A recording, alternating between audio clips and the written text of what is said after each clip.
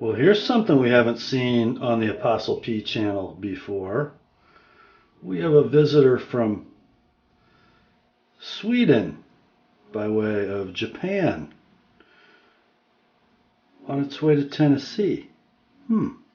This should be interesting. Stick with me, guys. We'll talk about it.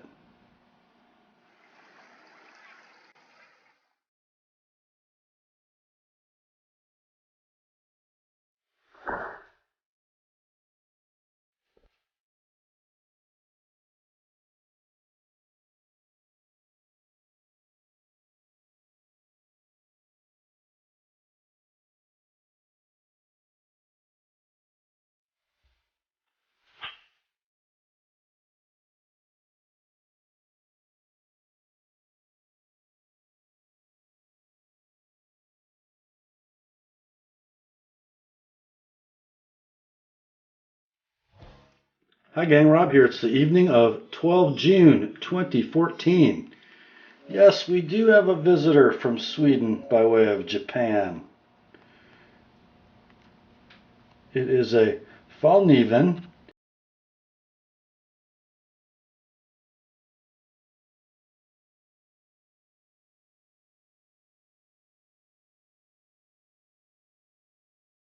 like much, does it? It does say, go for the advanced technology, U2. Tells us that it's made in Japan. I think its Japanese construction roots are going to be pretty evident as we get into it.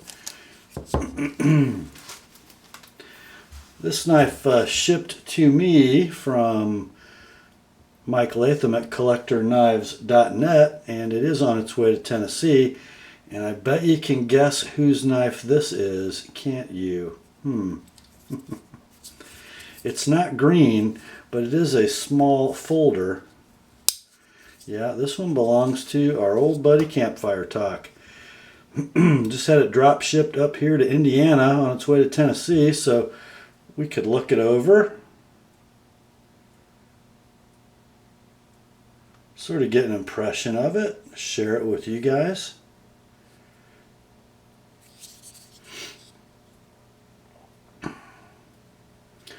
It's definitely very Swedish in profile, isn't it? Got sort of a large handle without much taper at the front. A blade that's at its full width at the back. And it just tapers sort of in a spear point, drop point fashion to the tip. In both breadth and distal taper, it tapers. Comes to a nice skinny little tip. Notice something interesting about that steel? Yeah. For a Zytel handled sort of pinned construction knife, does have an adjustable / removable pivot. Pivot looks a little familiar, doesn't it?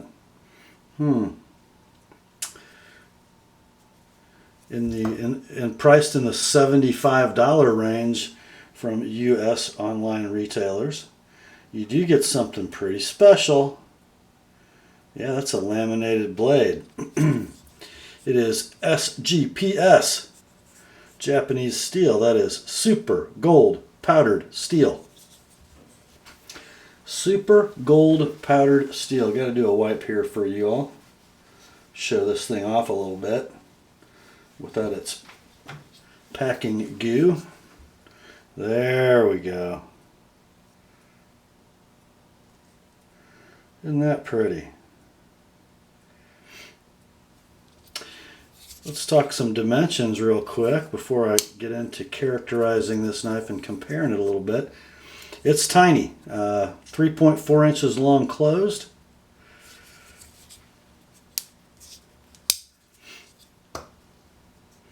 Two and a half inch blade, so let's see, what does that make it? 5.9 inches long overall length. It is a 3-finger knife. I guess you could sort of maybe sneak 4 on it in a forward hammer grip. You'll cut your thumb doing that. just about did. Let's say it's a 3-finger knife. I can get 4 on it in a draw cut, but I think mostly this knife is going to be used in sort of a sideways pinch grip for fine EDC tasks. The blade stock is 2.5 millimeters thick, about 100 thousandths. The mechanism is a mid-lock or lock back sort of toward the front. It did ship with just the slightest hint of side-to-side play, and it's not a particularly free mechanism. I think if we look inside here, we're going to see no washers. Let me look closer. Yeah, I'm guessing this has sort of raised bosses to emulate washers in the Zytel handle.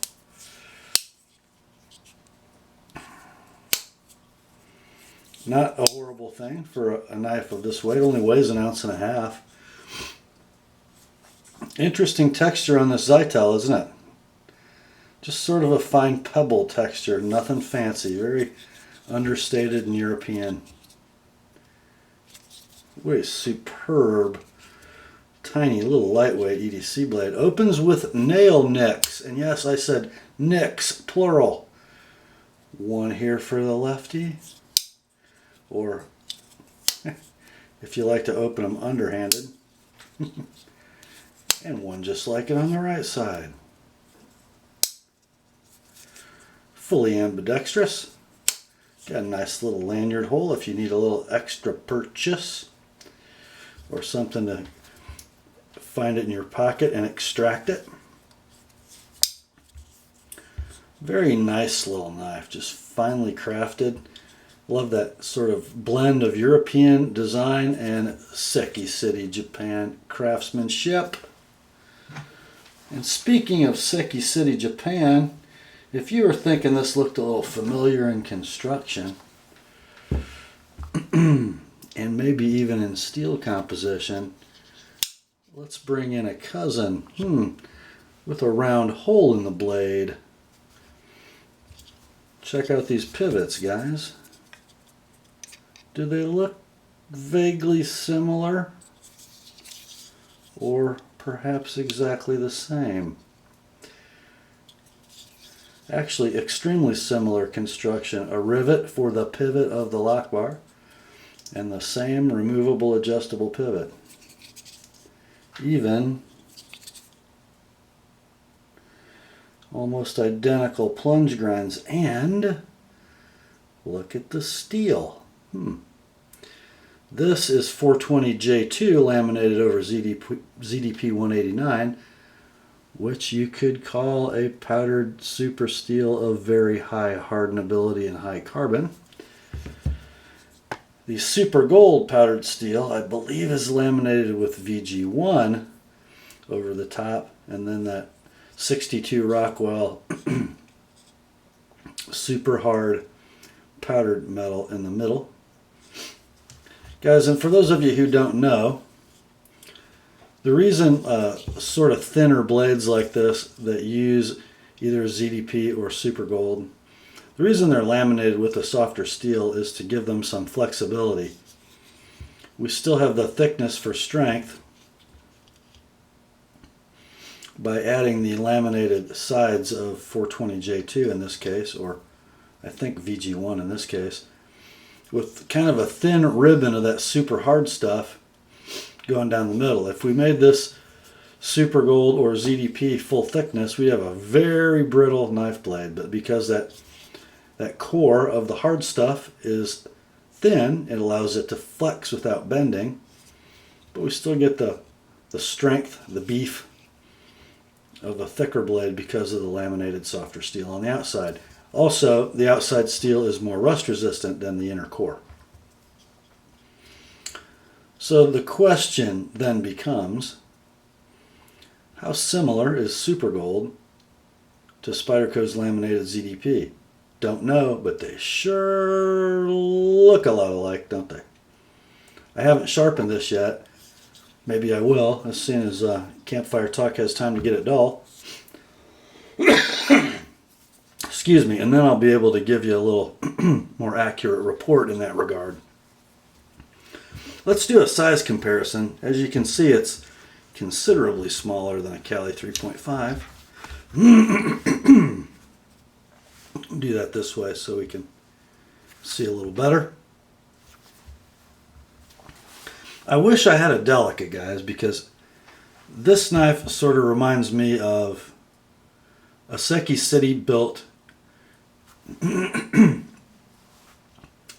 small Swedish folder. The Delica, a Seki City built small American folder, and they're almost the same size using similar materials. I believe you can buy a Delica in ZDP for more money than this one, by the way, too. This even smaller than a Delica, however. Let's go with something that's more of a direct size comparison. You guys will recognize this. Victorinox Cadet. And if I can get those butts lined up, overall length of the U2 might be 3/16 of an inch longer, perhaps. Let's see if we can get an idea on the blade length. And it's pretty much a little bit longer in blade length too, but very similar in size and weight. Obviously a little broader blade on the U2. Let's see how they are closed. How much of your pocket do they fill up?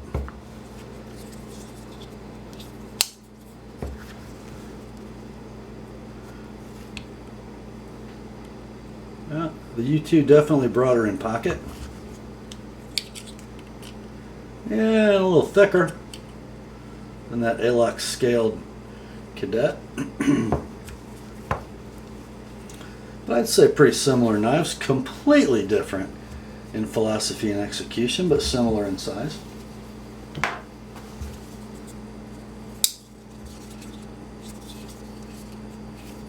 Huh. Sure is a pretty thing. Let's take a look at that sort of almost high polished satin.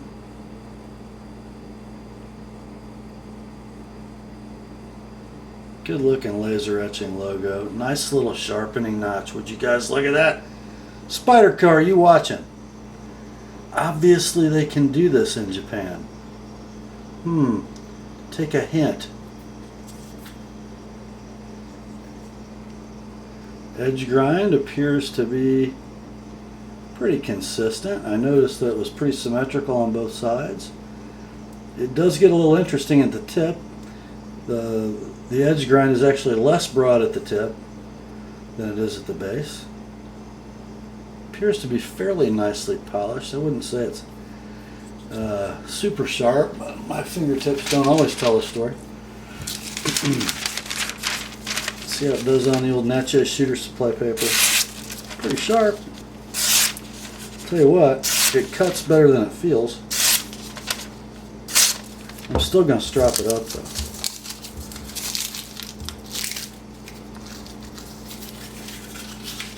Before I send it home. But I'll tell you what, that's pretty darn good out of the box sharpness, wouldn't you say?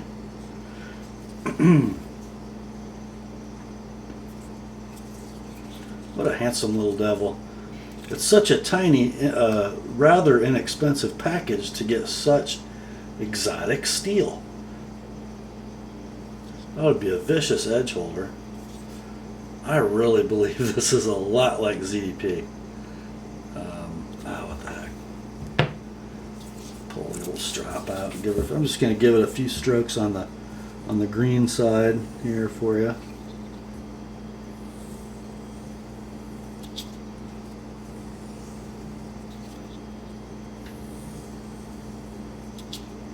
Not my normal method, but it's a short enough blade. I can feel what's going on.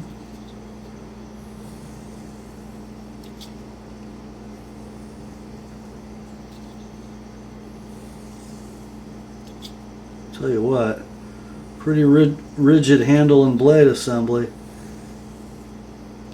for an 1.5 ounce knife.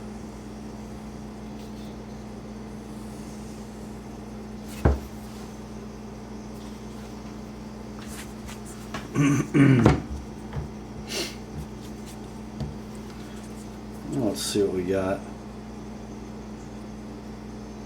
Well, that made a difference. Just sort of smoothed it out and refined it a little bit.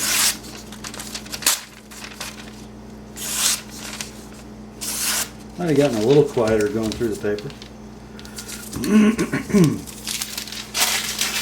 Got a feeling that edge is going to be around a while too. I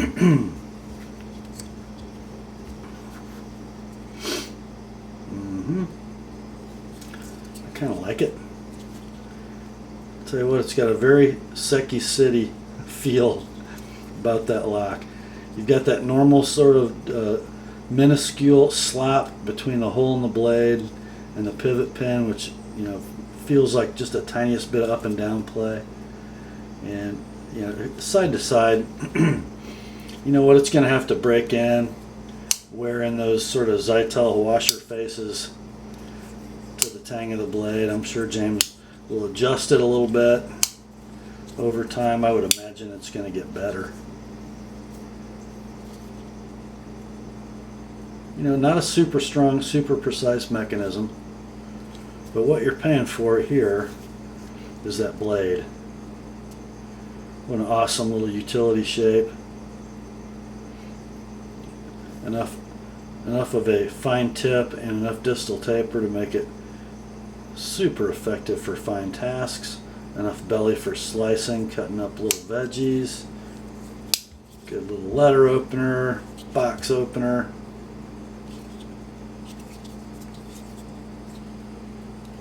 And it's so quaint and understated and Swedish, isn't it? I'm kind of glad Campfiretalk, I'm glad this knife made it to the top of his list.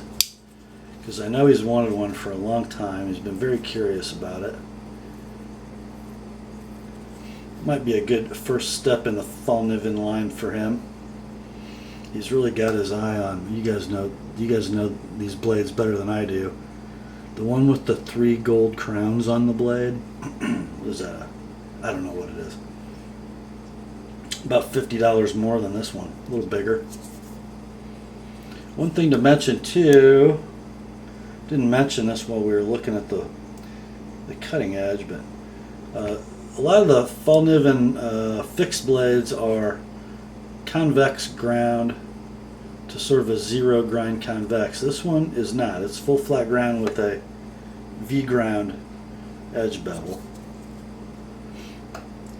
which for me and how I'm used to sharpening and how I'm comfortable sharpening, I would actually prefer, especially in a knife this thin. And it does reach a pretty thin profile behind the cutting edge. I'm guessing 15-18 thousandths perhaps. Just perfect for what it's designed to do. Okay guys, I'm going to put this one in a box with Campfiretalk's Enzo Trapper tomorrow morning and send them back to Tennessee. I got a lot going to the post office tomorrow. I'm going to do another video tonight and show you some more of it too. That's it for this evening, my friends. Grace to you and peace from God our Father and the Lord Jesus Christ. And remember, the word is sharp.